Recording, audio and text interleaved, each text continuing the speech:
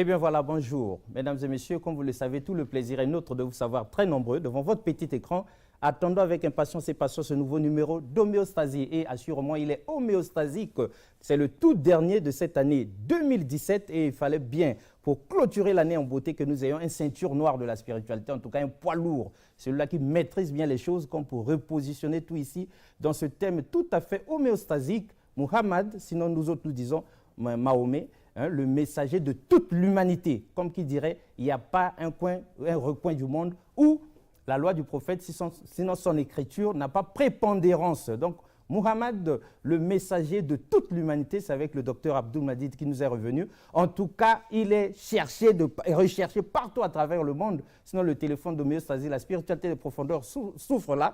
Tout le monde voudrait lui parler et tout le monde voudrait le féliciter parce que son passage ici sur ce plateau a fait des étincelles qui ont comme ça provoqué des flammes qui se sont élevées haut dans le ciel. Et donc, c'est avec plaisir qu'on termine l'année en beauté avec le docteur. Docteur, bonjour. Bonjour, mon frère. Et pour cette omission tout à fait homéostasique, la pensée du jour, elle a été inspirée dans les coulisses. Donc, pendant qu'on était en train de making of de la chose, la pensée du jour, les chrétiens doivent se taire à jamais. Alors, docteur, dites-nous, pourquoi ce thème? Muhammad, le messager de toute l'humanité. Oui, Muhammad, le messager de toute l'humanité. D'abord, avant cela, je dis au nom de Dieu, le clément, le miséricordieux. Louange à Dieu, Seigneur de l'univers. J'implore Dieu pour qu'il puisse couvrir de sa grâce ou verser ses bénédictions sur notre prophète Muhammad, qui a été envoyé après plusieurs siècles passés sans l'apparition d'aucun prophète dans aucune nation. Dieu a envoyé Muhammad pour qu'après son passage, l'humanité ne puisse plus trouver des raisons échappatoires devant Dieu le jour du jugement dernier. Et que Dieu couvre également de sa grâce les membres de sa famille, les membres pieux de sa famille, ainsi que tout prophète véritablement envoyé par Dieu dans le but de tirer l'humanité des ténèbres spirituelles vers la lumière parfaite. Alors, Muhammad, le messager de Dieu pour toute l'humanité.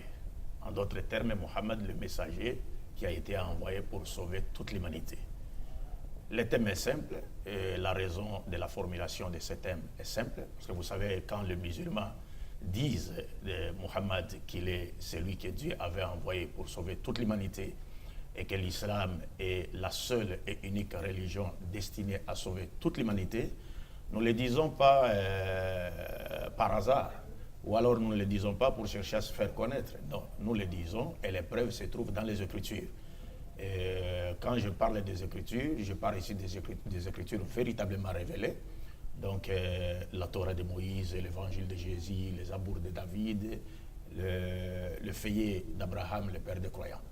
Et nous musulmans, nous disons que lorsque nous faisons de telles affirmations, que cela n'étonne personne. Cela n'étonne personne, pourquoi? Parce qu'il est logique que si Muhammad est effectivement le messager de Dieu, envoyé pour le salut de toute l'humanité, et que l'islam est la religion destinée à sauver toute l'humanité, cette vérité doit d'avance être énoncée dans la Bible judéo-chrétienne pour apaiser les gens. Pourquoi dans la Bible judéo-chrétienne? Parce que c'est dans ces livres que nous voyons pour la première fois Dieu non seulement présenter Abraham comme étant celui qu'il a choisi et à travers qui l'humanité tout entière sera sauvée, mais nous voyons également Dieu fixer les rôles spirituels et temporels que doivent jouer les descendants d'Abraham pour le salut de toute l'humanité, afin que s'accomplisse la promesse divine que Dieu avait faite à Abraham, selon laquelle toutes les nations de la terre devaient être bénies, n'est-ce pas, à travers Abraham, donc à travers les descendants d'Abraham. On aime bien cette introduction, mesdames et messieurs, mais c'est ici l'occasion pour nous de dire à tous ceux qui aiment homéostasie, la spiritualité des profondeurs, de leur signifier nos vœux les meilleurs pour cette année 2018 qui pointe déjà son nez, santé, bonheur et prospérité. Mais c'est aussi l'occasion pour nous de vous dire que homéostasie, la spiritualité de profondeur continuera avec vous. Et la semaine prochaine, vous aurez l'apôtre Lévitique 10, 3 phases sur ce plateau, comme qui dirait pour faire le résumé de 2017, sinon projeter 2018 selon l'inspiration divine. Qu'à cela ne tienne, docteur, avant que vous n'entriez dans le cœur de la problématique que vous avez posée aujourd'hui, ceux qui nous suivent avec attention disent, mais d'où vient-il que le docteur Abdul Majid, on le voit sur Studio 210 en train de délivrer des choses et il disparaît et réapparaît sur homéostasie, la spiritualité de profondeur. C'est dû à quoi cette transition? Oui, cette transition s'explique par notre souci de vouloir bien recadrer les choses. Parce que vous savez avec nous que nous étions sur Studio 210 et le débat m'a opposé à un frère qui se dit pasteur, c'est un pasteur bien sûr. Le pasteur Boris Mbota. Oui, c'est un pasteur autoproclamé. Vous pesez bien vos mots. Oui, c'est bien, je le pèse très bien parce que lui-même l'a dit que le débat, M. Abdul-Majid a une expérience de presque ou plus de 20 ans. C'est reconnu universellement. En toute humilité. Donc après diagnostic, j'ai trouvé que mon frère Mbota souffrait notamment de 3 maladies. La première maladie, c'est qu'il n'a pas la maîtrise d'abord de la lettre. C'est-à-dire qu'il ne maîtrise pas la lettre de la prophétie et il voudrait discuter avec moi sur l'esprit de la prophétie. Alors c'est comme un profane qui n'a pas fait les droits et qui ne connaît pas l'esprit de la loi, mais qui voudrait discuter avec les juristes sur l'esprit de la Constitution. Et 2, il souffre d'une seconde maladie qui est donc le manque de l'intelligence du contexte. Il n'a pas la connaissance du contexte. C'est ce que j'ai voulu d'ailleurs démontrer lors de notre deuxième débat sur Studio 210. Mais malheureusement pour lui, il a pris fuite. Nous attendions ça avec impatience. Il a pris fuite. Donc moi, je suis prêt à l'affronter où que ce soit et quand que ce soit. Et cette fois-ci, je lui promets de ne plus porter de gants. Je vais venir sans gants. Troisième maladie. La troisième maladie, c'est que le fait qu'il n'a pas une formation, il n'a pas reçu une formation pastorale classique, n'est-ce pas? Donc il se contente maintenant de copier-coller à partir du net. C'est-à-dire il prend des choses sur le net et il vient dire, il vient raconter cela. Alors les personnes non averties, c'est-à-dire sa stratégie c'est quoi? Il parle avec détermination et à travers cette détermination, il voudrait faire croire aux personnes non averties qu'il est en train de dire la vérité. Alors, mais malheureusement pour lui, il était en face d'un fils de l'islam invincible. Il savait qu'il ne pouvait pas s'en sortir. C'est pourquoi il n'avait qu'à prendre la poudre d'escampette. Alors donc, les preuves sont dans ses propres paroles que j'ai voulu démontrer lors de notre second débat. Mais malheureusement, comme je venais de le dire tantôt, il a pris fuite. Parce que j'ai voulu que ce débat, le second débat, n'oppose pas Mbota Abdul-Majid, mais que le second débat oppose plutôt Mbota à Mbota. Ça aurait été un débat Mbota contre Mbota. Il devait se mirer. Oui, lui-même, il devait débattre contre lui-même pour le montrer, parce que là, je vais le dire sincèrement. Mbota contre Mbota. Oui, je vais le dire sincèrement que j'ai débattu avec des pasteurs, et j'ai débattu également avec des chrétiens ordinaires, mais je n'ai jamais débattu avec un pasteur qui soit, excusez-moi le terme, ignorant de la Bible à ce niveau, jusqu'à ce niveau. Ça, c'était la première fois. Et bon, mais si Dieu le veut, parce qu'il dit demain il pourra encore y avoir un débat. Si Dieu le veut. Si Dieu le veut. On craint Boris Mbota que le docteur Abdul-Majid vous achève demain. Conseil d'amis, il faut fuir. Quand on a réussi à fuir, il ne faut jamais plus revenir. Et nous en profitons pour saluer donc Ed Chevry-Diaz qui, à Studio 210, fait un travail extraordinaire et remarquable avec toutes nos félicitations. Nous étions partenaires au 2e anniversaire de Studio 210 et nous ferons toujours chemin ensemble pour que le 3e anniversaire en 2018 soit comme ça un grand succès. Alors, frère Mbota, avec ton ordinateur, avec votre PC là, mieux vaut ne pas affronter Abdul-Majid. Alors, cela dit, Doc, avant que vous ne commenciez vraiment à délivrer votre message, votre détermination à vous, parce que vous aussi, vous êtes déterminé, vous êtes intelligent, vous êtes aguerri. Est-ce que ce n'est pas aussi de la poudre aux yeux que vous nous jetez? Est-ce que vous avez la maîtrise de ce que vous dites? Non, pas du tout. Le monsieur connaît la personne avec laquelle il a affaire. Il connaît la personne avec laquelle il a affaire. D'accord, il a tout intérêt à ranger ses armes parce que ça ne marche pas avec vous. Alors, docteur, c'est tout le monde qui vous attendait. Les gens sont ravis de vous retrouver aujourd'hui. Et avec ce thème très, très alléchant, alors si on vous demandait de nous délivrer le message que vous amène, on vous laisse au moins 5 minutes. Oui, le message, on pourrait avoir même plus de 5 minutes parce que c'est un message qui doit être avant qu'on ne vous profond et aussi que les gens doivent bien comprendre. Sans oublier que vous avez amené aussi une vidéo, un vétère qui va nous édifier. Oui, on va faire passer la vidéo d'un rabbin juif pour montrer la position des juifs sur les musulmans, sur l'islam, sur Mohammed et sur les musulmans, pour essayer de couper court. D'accord. Ouais. Et quelqu'un qui vous suit avec attention, rien que d'avoir vu le thème, Mohammed le messager, il demande est-ce qu'il y en a qui contestent ce fait ou bien c'est le docteur Abdul-Majid qui vient comme pour obliger tout le monde, parce que n'oubliez pas que vous êtes dans un pays à 80-85% chrétien qui croit en Jésus, Seigneur et Sauveur. Heureusement que c'est un pays laïque, ce n'est pas un pays chrétien et moins encore musulman. C'est un pays laïque où chacun de nous a la liberté, les droits, n'est-ce pas, de parler de sa religion et dans les limites du respect de la loi. Donc, exactement. Alors, Doc, si on vous donnait 10 minutes pour nous faire un cours. Oui, je veux dire, comme je le disais tantôt, que l'humanité, Mohammed est le messager de Dieu, a envoyé à l'humanité tout entière, et que l'islam est la seule et unique religion que Dieu a destinée pour le salut de l'humanité tout entière. Cela, les gens ne l'ont pas compris. Il y a beaucoup de gens qui ne comprennent pas cela. Et le Coran lui-même nous dit qu'ils ne font partie que des gens qui ne comprennent pas, c'est-à-dire qui ne connaissent pas cette réalité. Parce que pour nous, par exemple, par rapport à l'islam, Dieu nous dit clairement dans le Saint-Coran que Dieu n'a révélé qu'une seule religion qu'il a destinée à toute l'humanité. Mais que cette religion a connu plusieurs dispensations prophétiques dans l'espace et dans le temps. C'est comme la République du Congo. C'est un seul pays, mais qui a connu plusieurs dispensations présidentielles. Nous avions eu l'époque des présidents qui ont précédé les temps Youlou, les Massamba Deba, les Marine Wabi et tout ça. Mais aujourd'hui, nous vivons l'époque de son Excellence, le président Denis Sassou. Qui vient de finir son discours. Qui vient de finir son discours, que Dieu l'assiste et lui accorde une longue vie et qu'il continue à faire de lui une fierté pour le peuple congolais et aussi pour l'Afrique. Parce qu'aujourd'hui, vous savez, nous, personnellement, en RDC, le président Mobutu n'est plus là. Nous avons le président Kabila, mais il fut un proche vraiment du défunt président Mobutu. Et à travers lui, nous voyons aussi quelque part le président Mobutu. Nous avons cette nostalgie. Mais nous avons aujourd'hui notre président, son Excellence, Joseph Kabila. Et que nous saluons au passage, avec tous nos vœux les meilleurs pour 2018. Oui, donc c'est un peu cela. Donc l'islam n'est autre que cette religion qui a été prêchée par l'ensemble des messagers de Dieu. Dieu n'a pas envoyé plusieurs religions au monde. Si on peut parler en termes de variété, le Coran nous dit qu'il n'existe que deux religions. Celle de Dieu et celle de Satan. Celle de Dieu invite l'humanité à se soumettre à sa volonté et celle de Satan détourne l'humanité de vouloir divin.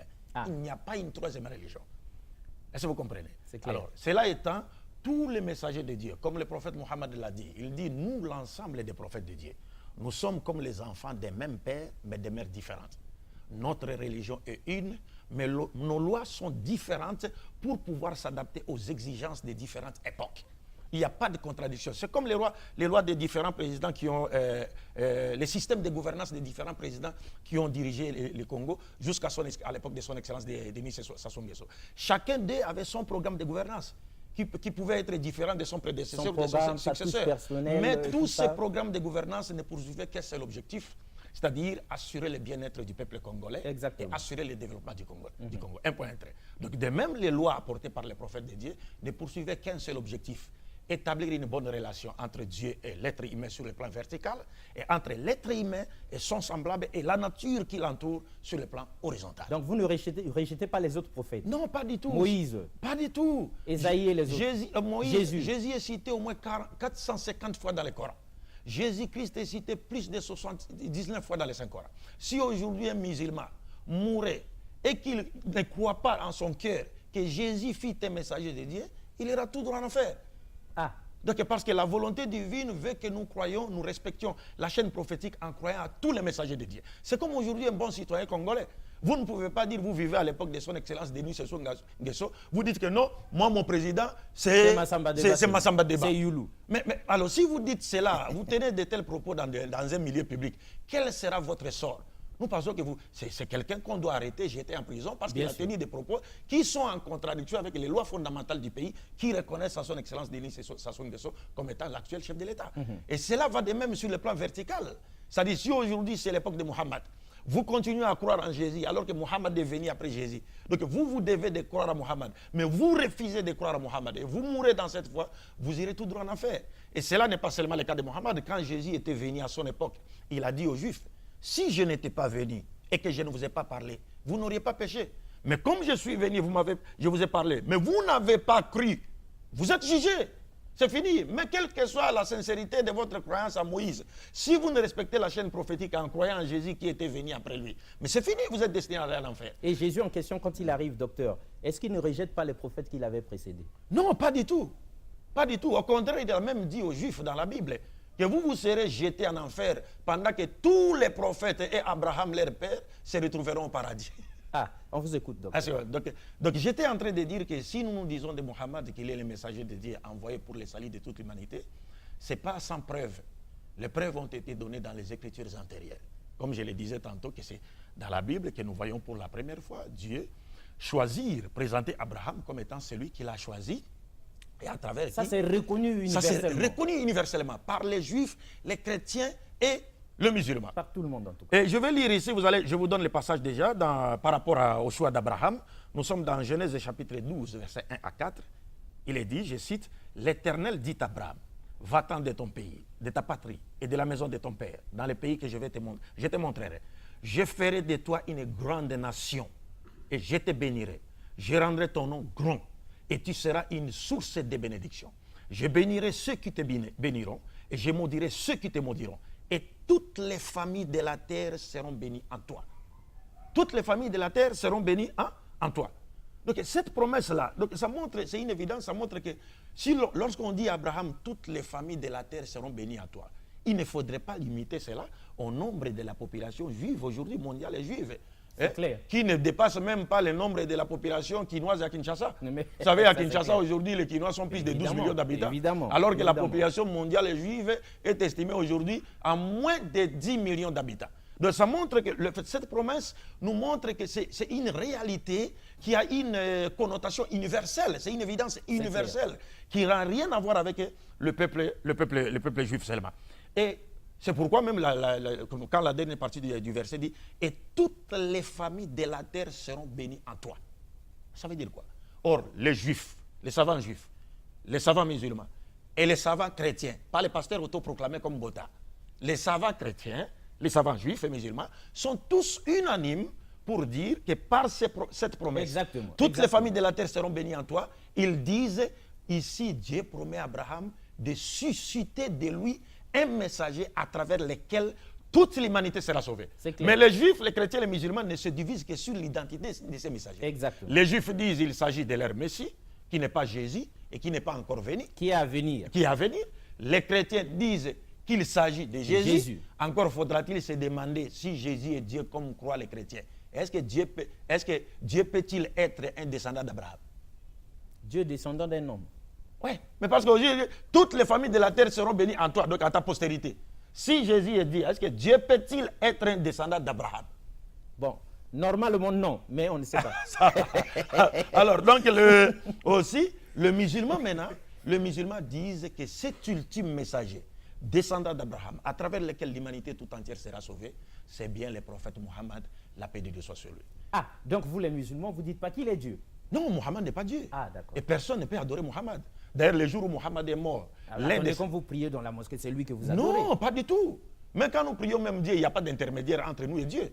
On s'adresse directement à Dieu. Non, les prières vont à Mohammed qui transmet. Pas du tout. Ça n'existe pas. Un musulman qui prie de la sorte, s'il meurt, il va tout droit en enfer. Ah. C'est pourquoi je voudrais ici vous rappeler les paroles d'un des disciples du prophète Mohammed. Le jour où le prophète est mort, il y a des gens qui disaient non, le prophète n'est pas mort, il ne peut pas mourir. Il y a Abu Bakr, que Dieu soit satisfait de lui, qui s'est levé et a dit, celui qui a adoré Mohammed doit savoir que Mohammed est mort.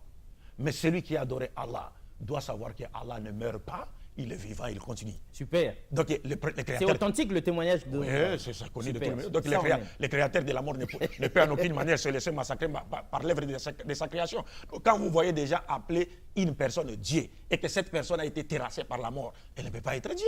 Parce que Dieu ne peut pas être terrassé par l'œuvre de sa création.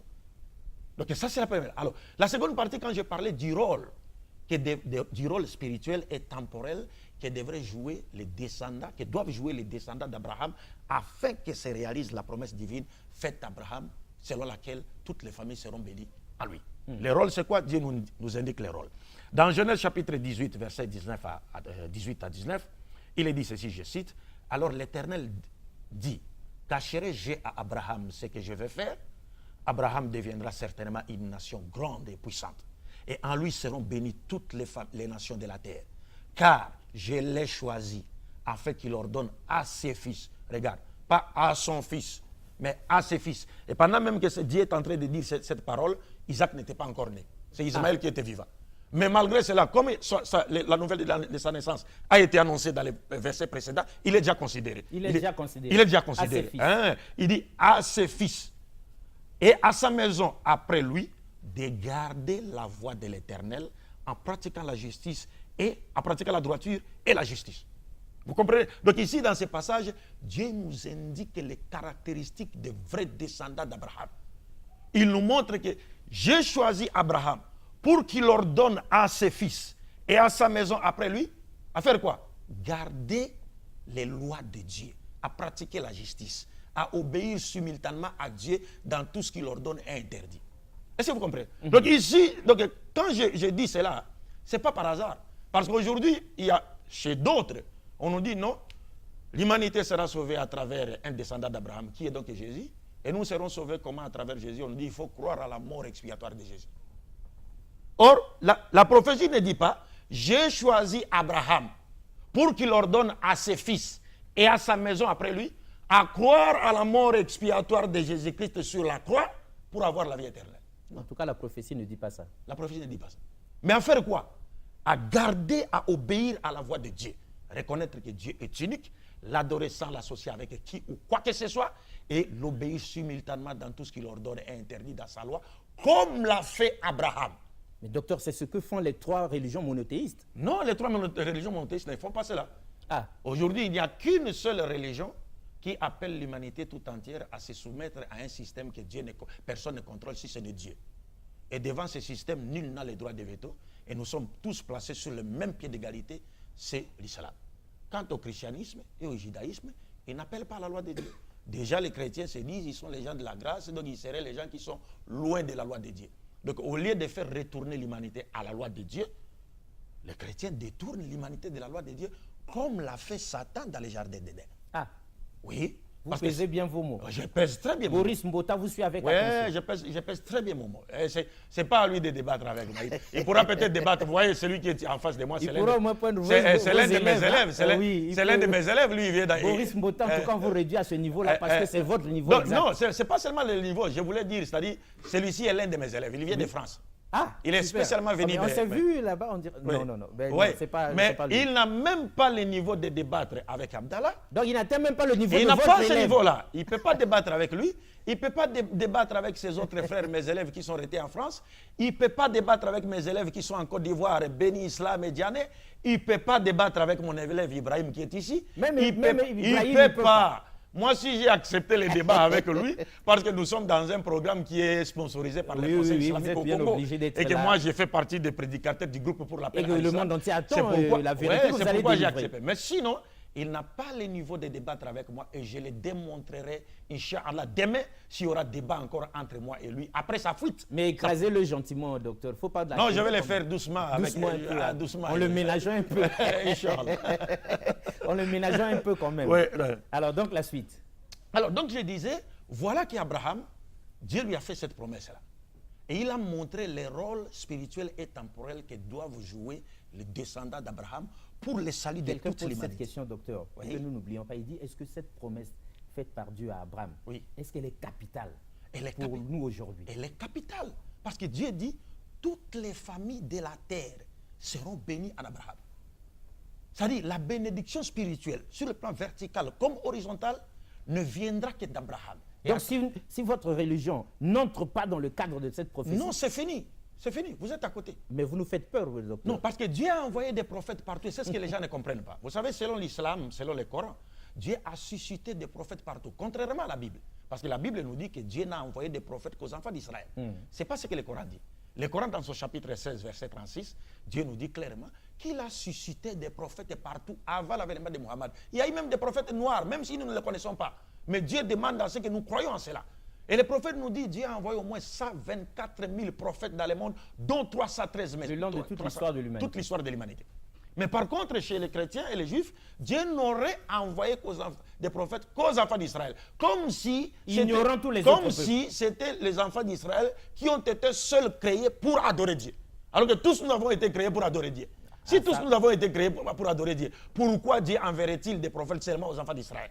Non, le Coran vient corriger cela et la science archéologique confirme cela parce que les archéologues sont passés partout, ils ont tous trouvé des traces, n'est-ce pas, de spiritualité où les gens adoraient un seul Dieu. Et les archéologues disent que c'est qu'après cela que l'idolâtrie et le polythéisme sont venus pour dénaturer la pureté du monothéisme pur qui était professé par toutes les nations. Et c'est ce que le Coran nous dit encore toujours dans son chapitre 16, verset 60 jusqu'à 63.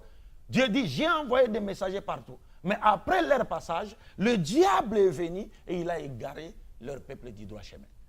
Donc le salut ne passe que par les descendants d'Abraham. Et c'est pourquoi même le monde spirituel aujourd'hui n'est dominé que par ceux qui se réclament d'Abraham. Est-ce que vous comprenez? Exact. Alors, ici, donc, je disais, Dieu a choisi Abraham. Il a dit, je l'ai choisi pour qu'il leur donne à ses fils, qu'il perpétue sa mission après lui. Or, nous savons qu'Abraham a eu 2 fils.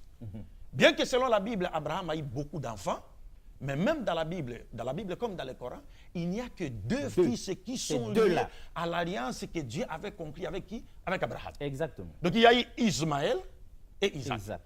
Et je rappelle en pensant que Moïse et Jésus-Christ sont descendants d'Isaac, fils d'Abraham. C'est ce qu'on nous dit à l'église. Tandis que Muhammad est descendant d'Ismaël, fils d'Abraham. Exact. Et Dieu a fait cette promesse, a fait cette alliance avec Abraham.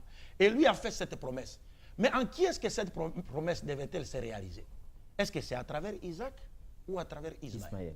Nous disons, ce que les gens ne comprennent pas, d'abord, les gens ne savent pas que Isaac même n'a jamais été le fils de la promesse de Dieu faite à Abraham, mais plutôt le fils de la promesse de Dieu faite à Sarah. Ah oui, évidemment. Le jour où il y avait eu mais il y a des fameuse chrétiens qui ne connaissent pas ça. Parce que c'est écrit dans la Bible. C'est écrit dans la Bible. Genèse chapitre 18, à partir du verset 9 à 19. Donc on nous montre clairement que Dieu, à travers l'un des 3 anges qui ont rendu visite à Abraham sous forme humaine, a fait promesse à Sarah. Le jour où il y avait eu la soupe là. Il y avait la soupe là. Est-ce que vous comprenez? Et c'est pourquoi dans Genèse 21, 1 à 3, la Bible nous dit, l'Éternel se souvint de ce qu'il a promis à Sarah, et l'Éternel réalisa pour Sarah ce qu'il lui avait dit. Ou dans Genèse 18, et Sarah conçut et donna un fils à Abraham à qui il donna le nom d'Isaac. Exactement. Et c'est pourquoi on a donné à Isaac le nom de Yitzhak en hébreu, qui veut dire rire. Parce que sa mère avait ri le jour où on lui avait annoncé la bonne nouvelle de la naissance d'Isaac.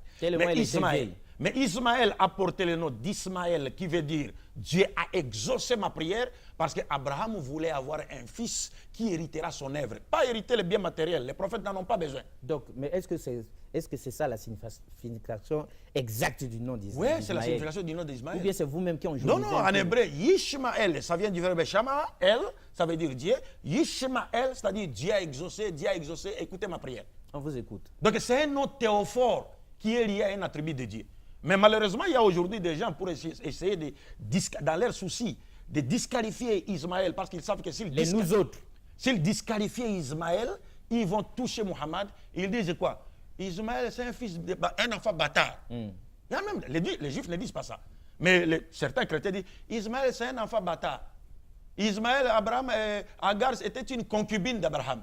Mais quand vous dites d'Ismaël, c'est un enfant bâtard, vous cherchez la malédiction de Dieu ou sa bénédiction? Parce que Dieu a dit à Abraham, je bénirai quiconque te bénira et je maudirai quiconque te maudira. Quand vous dites d'Ismaël qu'il est un enfant bâtard, c'est-à-dire vous accusez Abraham d'avoir été coupable d'adultère, de fornication. En accusant Abraham d'avoir été coupable de fornication, pour que cet enfant naisse, vous cherchez la bénédiction de Dieu ou la malédiction de Dieu? C'est la malédiction, clairement. Ça, c'est un premier point. 2, pourquoi voulez-vous qu'Ismaël soit un enfant bâtard lorsque c'est Dieu lui-même qui lui a choisi le nom d'Ismaël et l'a dépêché par un ange?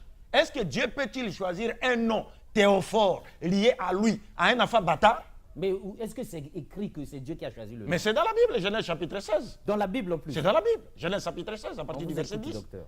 Est-ce que Dieu peut-il choisir un Pendant nom? ce temps, les hommes de Dieu fouillaient la Bible là parce que le docteur nous fait peur. Un nom théophore pour un enfant bâtard? Et quand vous dites d'Agar qu'elle était une concubine d'Abraham, parce que même dernièrement, On la rabaisse à ce point. J'ai entendu notre frère Mbota débattre avec un pasteur de l'église primitive, mais qui n'a pas été aussi à la hauteur par rapport aux questions, à la question liée à la polygamie. Il a dit, bon voilà, Abraham n'a eu qu'une seule femme, Jacob n'a eu qu'une seule femme, Rachel, toutes les autres n'étaient pas ses femmes. Mais quand vous dites ça, vous oubliez que Jésus est sorti de la descendance de Léa, pas de Rachel. Il est sorti de la descendance de Léa, qui est une femme que Jacob n'aimait pas au départ. Et quand la Bible nous dit, quand Dieu vit que Jacob n'aimait pas Léa, Dieu fit de sorte que Rachel soit stérile et il rendit Léa féconde afin qu'elle soit aimée de Jacob. Et donc Jésus est sorti de la femme qui serait une concubine selon Bota. Il est sorti d'une femme qui serait une concubine et une femme que Jacob n'aimait pas. Si vous comprenez ça, tout cela ça commence à nous faire mal à la tête, mais on s'efforce de comprendre. Et tout cela, c'est parce que les gens cherchent. C'est comme aujourd'hui, nous avons un problème sérieux dans nos pays. Que ce soit en République du Congo ici, que ce soit en RDC, aujourd'hui nous savons que la pyramide démographique est en faveur du taux de la femme. Les femmes sont plus nombreuses que les hommes. Quand vous rentrez même dans les églises, les femmes sont plus nombreuses que les hommes. Mais maintenant, si un homme prenait une seule femme, où iront les restes des femmes? Elles vont traîner dans les rues. Mais c'est ça. C'est-à-dire, on est en train... ces gens-là sont en train de fabriquer, n'est-ce pas, des prostituées dans le pays. C'est clair. Parce que l'islam nous dit... Sur ce point-là, on est d'accord avec vous. Je termine avec ce point. L'islam nous dit, toute société qui bannit la polygamie au détriment de la monogamie n'est pas la polygamie n'est pas une obligation. C'est une seconde forme de mariage, mais ce n'est pas obligatoire. Il y a des gens, des musulmans, qui ont une seule femme. Ce n'est pas obligatoire. Mais quand vous bannissez la polygamie au détriment de la monogamie, l'islam nous dit, votre société connaîtra 4 ou 5 conséquences. Première conséquence, il y aura prolifération de la prostitution. C'est clair. C'est clair dans nos sociétés. Chez nous, là-bas à Kinshasa, vous pouvez passer dans la rue comme ça, une femme vous appelle. Papa, on m'a dit la date. Même ici, on appelle. Vous ne voulez pas monter l'âne. Regarde comment il se rabaisse à ce niveau-là. Donc il y aura prolifération de la prostitution. 2, il y aura quelles conséquences? Prolifération des enfants illégitimes. Nés hors mariage. Quatrième conséquence, prolifération de l'infidélité. Parce qu'un homme qui voudrait épouser une seconde femme, vous le privez de ces droits-là, mais il va sortir. Et s'il sort, même la femme qui est restée à la maison, la femme dira, ah, mais lui il sort, il va ailleurs. Il pense que, on appelle ça, moi je dois faire quoi? Elle va faire quoi? Elle va chercher à aller ailleurs. Ça va créer l'infidélité. Et enfin, c'est quoi? C'est la dépravation totale de mœurs. Parce que les femmes qui sont devenues plus nombreuses que les hommes vont chercher à satisfaire leurs besoins. Et là, quoi? Vous les condamnez à devenir, à se livrer en dessert et en amuse-gueule à des hommes mariés ou non mariés. Et c'est ce que nous constatons. C'est ce que nous constatons. Mais maintenant, si on posait la question par rapport au taux de la femme aujourd'hui, le christianisme propose quelle solution? Il n'y a pas de solution. Il n'y a pas de solution. Homme de Dieu, on vous respecte, hein? Vous êtes archibishop, pourquoi on ne refuse pas? Mais regardez dans votre propre église, il y a combien de femmes et combien d'hommes? Ce que tu as dit, les restes, ils vont faire. Donc tout ça, c'était déjà vu et planifié. Le prophète avait tiré la sonnette d'alarme, comme pour dire, si une société bannit la polygamie, qui n'est pas obligatoire, mais si vous bannissez complètement, alors attendez-vous à ces 4 conséquences-là. Et nous vivons ça. Et nous vivons ça. Et nous savons que Jésus est Mais depuis ce temps-là, pourquoi vous ne nous aviez pas dit? Non, on a toujours parlé de cela. Et nous disons que Jésus lui-même... Mais les hommes de Dieu doivent changer. Nous, on peut avoir 3, 4, 5 sœurs en Christ, ça fait quoi? Oui. Monsieur Bongo, Jésus-Christ lui-même, que la paix de Dieu soit sur lui, est sorti de la descendance d'un homme polygame. Jacob a épousé 4 femmes. Oui, il a épousé la grande sœur de sa femme Rachel, la servante de la grande, la servante de la petite. Les 12 tribus d'Israël sont sorties de ces 4 femmes. Mais on ne nous a pas dit ça à l'église. Mais on ne peut pas vous dire cela. On a dit seulement les 12 tribus d'Israël. Non, parce que celui qui nous... Mais c'est sorti d'où? Mais celui qui nous impose la monogamie obligatoirement, c'est quoi? Ce sont les autres, les Européens et les autres. Parce qu'aujourd'hui en Europe, si vous prenez une seconde femme, on va vous arrêter. Évidemment. Mais si vous prenez des hommes comme vous, qui portent des barbes comme vous vivez avec dans l'homosexualité, on vous applaudit. Ah là, on vous acclame. Mais quand vous prenez une femme naturelle, non, c'est fini, monsieur. Ah non, vous devez quitter. Est-ce que vous comprenez? C'est cela le problème. Donc nous disons dépravation des mœurs. Dépravation totale des mœurs. Au niveau mondial. Au niveau mondial, dépravation totale des mœurs. Oui, mais pour revenir sur nous. Pour revenir sur le sujet. Pourquoi on ne laisse pas les gens sur leur faim? On est dans le sujet. Oui. Mais quelle relation entre ce que vous délivrez là et le saint prophète du Coran? Mais la relation, c'est pourquoi quand Mohammed est présenté comme étant le messager de Dieu envoyé pour le salut de toute l'humanité, si aujourd'hui, par exemple, toutes les femmes du Congo embrasser l'islam et tous les hommes du Congo, nous l'espérons, Inch'Allah, dans les jours à venir, devenir des musulmans. Mais il n'y aura plus de femmes célibataires ici. En tout cas, aucune prostituée dans la rue. Aucune prostituée dans la rue. Les femmes, elles seraient occupées et seraient dans des foyers. Alors, je voudrais revenir à nos moutons en disant, c'est cela la promesse qui a été faite à Abraham. N'est-ce pas? Et Dieu l'a choisi pour cela. Mais Abraham a eu 2 fils, Ismaël et Isaac. Alors, en qui est-ce que cette promesse de bénir toutes les familles de la terre en Abraham allait-elle se réaliser? C'est la grande question. Isaac ou c'est pas Ismaël? Les gens, comme je venais de lire, les gens n'auraient jamais, beaucoup de gens l'ignorent, ce n'est pas par Isaac, mais c'est plutôt par Ismaël. Pourquoi ce n'est pas par Isaac? Je donne Genèse chapitre 17, verset 19. Écoutez ceci, ce que Dieu dit. Dieu dit, je cite, dit Abraham, certainement, Sarah, ta femme, ta femme un fils, et tu l'appelleras du nom d'Isaac. J'établirai mon alliance avec lui comme une alliance perpétuelle pour sa postérité après lui. Regarde ça. Dieu ne dit pas, j'établirai une alliance avec lui comme une alliance perpétuelle pour toute l'humanité après lui. Non. Dieu dit une alliance perpétuelle pour sa postérité après lui. Ce n'est pas toute l'humanité. Or, la promesse faite à Abraham visait toute l'humanité. Or, la promesse faite, l'alliance conclue avec Ismaël, plutôt Isaac, ne concernait que lui et sa postérité. C'est pourquoi tous les prophètes issus de la postérité d'Isaac, jusqu'à Jésus-Christ, ont déclaré clairement n'avoir été envoyés qu'aux enfants d'Israël. Aucun d'eux n'a déclaré avoir été envoyé à l'humanité tout entière. Aucun d'eux, de son vivant, n'avait dans son entourage des disciples appartenant à une autre nation que celle des enfants d'Israël. Aucun d'eux n'a donné à ses disciples l'ordre d'aller prêcher son message aux autres nations qui n'est pas la nation israélite. C'est clair. Là, je sais, en disant cela, certains pasteurs pensent maintenant à Matthieu 28, 19. Jésus a dit aller dans toutes les nations. Non, si vous voulez. Oui, mais Jésus a dit aller dans toutes les nations. Mais si vous voulez, vous pouvez. M. Bongo peut nous recevoir ici. Et puis on peut venir débattre de ce verset dont le sens vous échappe complètement. Mais oui, on verra ça prochainement. Inch'Allah. Oui, là. Ouais. Donc ici, comme je le disais, l'alliance ne concerne ici, conclue avec Isaac, ne concerne que lui et sa postérité après lui. Or, la postérité d'Isaac, ce sont les 12 tribus d'Israël qui sont sortis des 12 fils de Jacob, fils d'Isaac, fils d'Abraham. Mais la promesse de Dieu reste là. Toutes les familles de la terre seront bénies en toi. En qui est-ce que cette promesse s'est-elle réalisée? Alors, pour les personnes dont les paupières de discernement ne dorment pas, elles ont déjà compris dans le symbolisme qui est représenté le deux mariages d'Abraham. Abraham a eu un enfant avec Agar, Sarah, et un autre enfant avec Ismaël. Mais regardez ici, les deux femmes. Un enfant avec Agar. Un enfant avec Agar et un enfant avec Sarah, pardon. Ok, c'est bon. Mais regardez bien, Sarah était une blanche de la race d'Abraham. Mais Agar était une noire égyptienne qui n'était pas de la race d'Abraham. Donc les jalons ont été posés. Dans ces mariages même, c'est une indication prophétique claire qui vous montre que les familles de la terre qui seront bénies à travers Abraham ne seront bénies qu'à travers un enfant qui sortira de la postérité d'une femme dont l'origine indique une connotation universelle. C'est-à-dire, Abraham quitte le cadre de sa patrie, il a épousé Sarah qui aurait déjà été, selon la Bible, sa sœur de même père mais de mères différentes. N'est-ce pas? Mais Agar était une noire égyptienne. Mais aujourd'hui, on a appris aux Africains à haïr leur sœur Agar. Évidemment.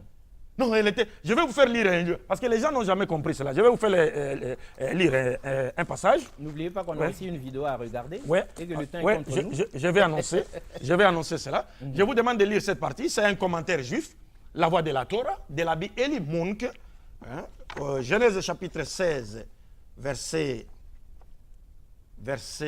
Le premier verset. Lisez les commentaires, excusez-moi. Ça doit être ici. Lisez ici. C'est ici. Attendez. Verset 1. Continuez, je retrouve le passage. Nous, on est curieux de voir la voix de la Torah et on attend impatiemment le passage qui débloquerait la situation pour les uns et les autres. Donc, ici. Retrouvez-le, il n'y a pas de problème.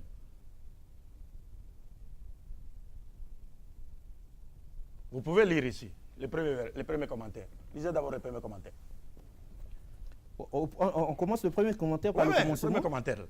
Sarah, épouse d'Abraham, ne lui avait pas donné d'enfant. C'est sous-titré comme ça. Sarah, épouse d'Abraham, ne lui avait pas donné d'enfant. 15 ans s'étaient écoulés depuis l'annonce solennelle d'une nombreuse postérité faite à Abraham.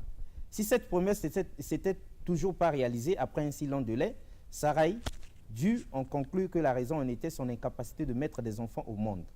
La proposition qu'elle fit alors à son mari répondit à la coutume babylonienne ayant acquis force de loi, selon laquelle le mari d'une femme restée sans enfant pouvait épouser une concubine qui n'occupait pas cependant le même rang que la femme principale. Continue. Yehuda disait, la truie a mis bas 10 petits et la brebis n'a pas un seul agneau. Ainsi Abraham vient d'être gratifié de 10 populations cananéennes et Saraï n'a pas un seul enfant. Non, c'est pas là, c'est pas là. Je vais vous trouver les passages. Trouve-moi les commentaires de Genèse 16. Elle avait, c'est ici, c'est juste à côté. Ici, lisez ici. Lisez là. Elle avait une esclave. Lisez là-bas. Voilà. Elle avait une esclave égyptienne. Oui. Fait remarquable. Oui. Jamais esclave ou servante sortir d'Égypte affranchie, Oui. sauf Agar. Oui, continue. Rachi en fait ressortir la raison. Oui. C'était la fille du pharaon. Oui. Lorsqu'il vit le miracle dont Saraï avait été l'objet, il dit, mieux vaut pour ma fille être la servante dans une telle maison Oui. que la maîtresse dans une autre maison. Vous comprenez cela? Selon Rachi, c'est-à-dire tous les commentateurs juifs de la Bible, quand vous rentrez même sur Internet, vous écrivez cela, Agar était fille du pharaon d'Égypte. Mais nous pensions qu'Agar était une va-nu-pied ramassée. Non, pas du tout, parce qu'à l'époque, c'est l'Égypte qui dominait le monde. Abraham a eu faim dans son pays. Il est parti en Égypte pour chercher à manger. C'est l'Égypte qui dominait le monde. Pouvez-vous imaginer un seul instant qu'un Congolais quitte son pays pour aller prendre une Américaine chez eux et venir en faire une esclave ici au Congo? Mais vous aurez toute la FBI et la CIA derrière vous. Évidemment. Donc à l'époque, c'est l'Égypte qui dominait le monde.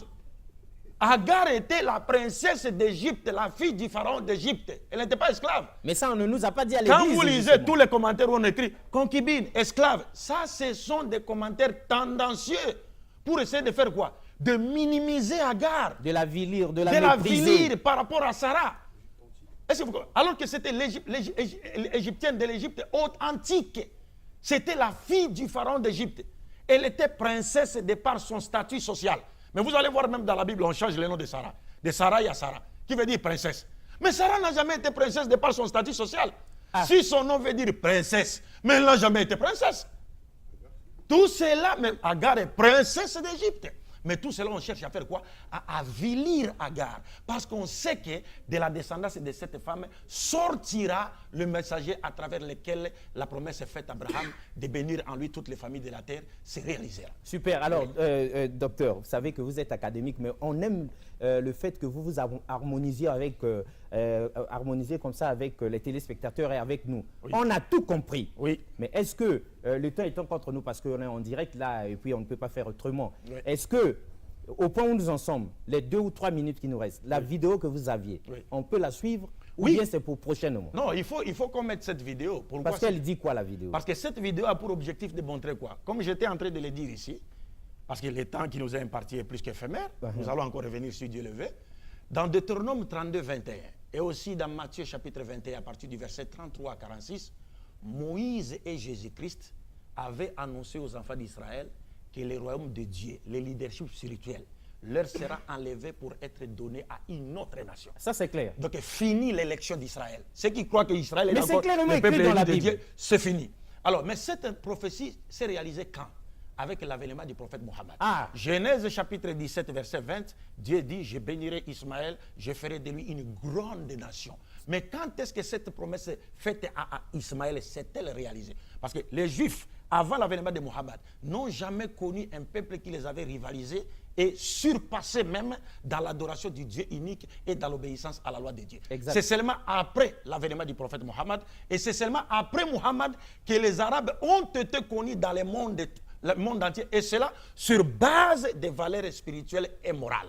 Alors, c'est pour vous dire, j'ai voulu assez qu'on fasse passer cette vidéo-là du rabbin juif Ron Shaya, qui nous montre clairement que sur cette terre, le seul peuple qui adore le véritable Dieu, en dehors des Juifs, ce sont les musulmans. Super. Et donc, ce n'est qu'à point nommé que nous réclamons cette vidéo, même si on est arrivé à la fin, mais que nous puissions suivre au moins le temps pour le docteur de conclure momentanément en attendant qu'on revienne prochainement. Alors, la vidéo, balancez-nous là, s'il vous plaît.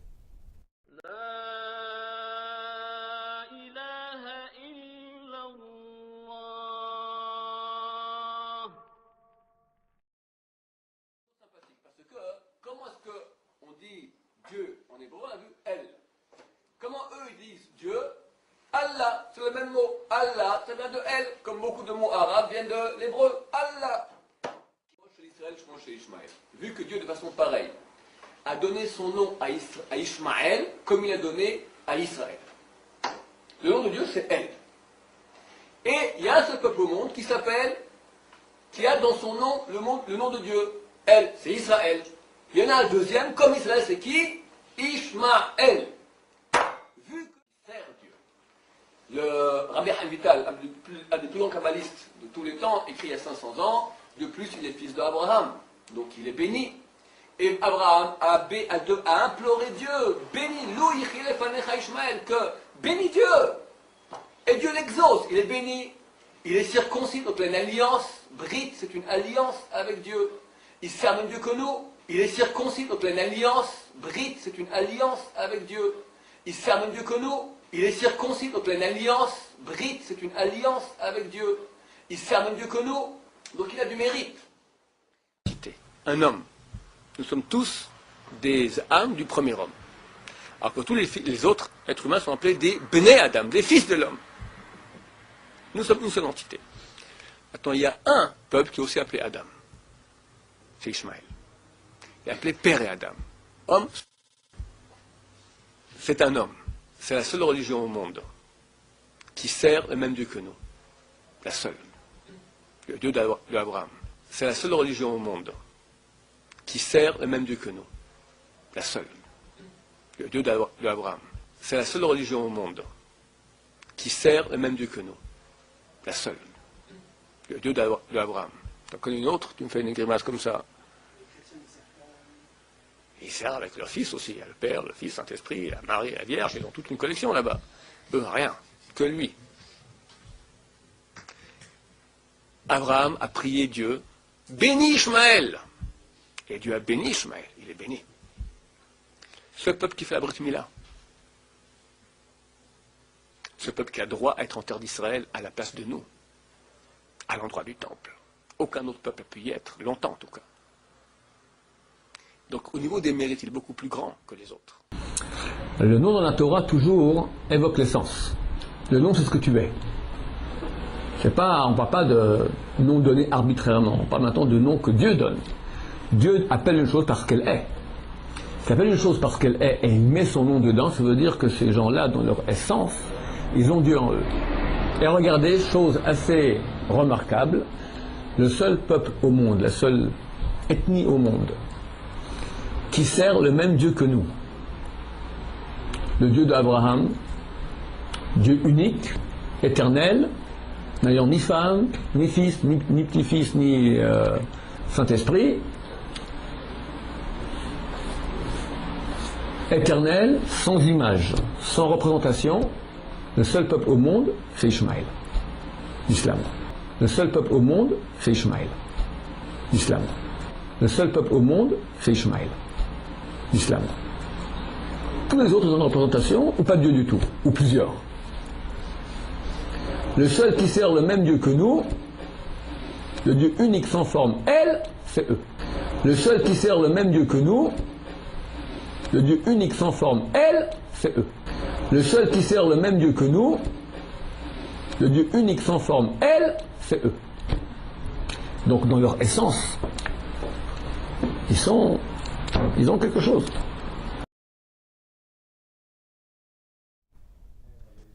Eh bien, retour sur ce plateau, nous avons été homéostasiés par cette révélation-là, parce que nous ignorions tout de ça. Et la pensée du jour, nous avions été bien inspirés. Hein. Les chrétiens doivent se taire à jamais. Alors, docteur, ce n'est qu'un atterrissage circonstanciel. Oui. Certainement qu'on trouvera l'occasion. Oui. Que pouvez-vous dire après cette grande leçon à tous ceux qui vous ont suivis, en guise de conclusion? Jésus-Christ a dit aux Juifs, le royaume des cieux vous sera enlevé, sera donné à une autre nation qui en produira les fruits. On nous dit ça même à l'Église. Et les caractéristiques de cette nation ont été données par Jésus-Christ lui-même.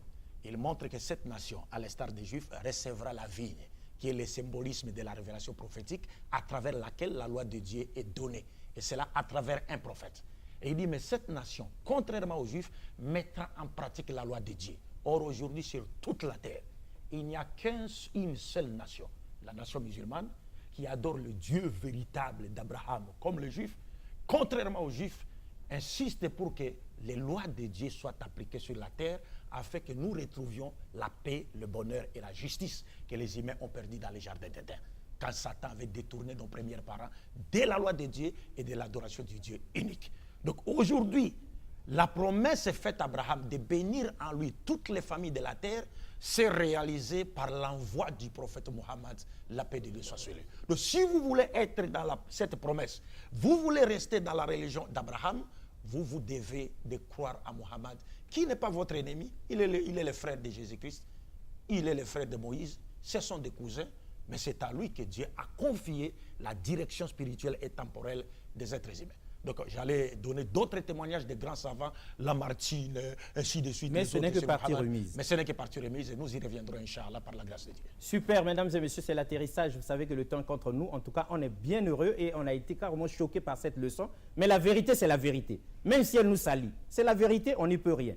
Au revoir et à la prochaine. Merci beaucoup une fois de plus. La vérité, on n'y peut rien.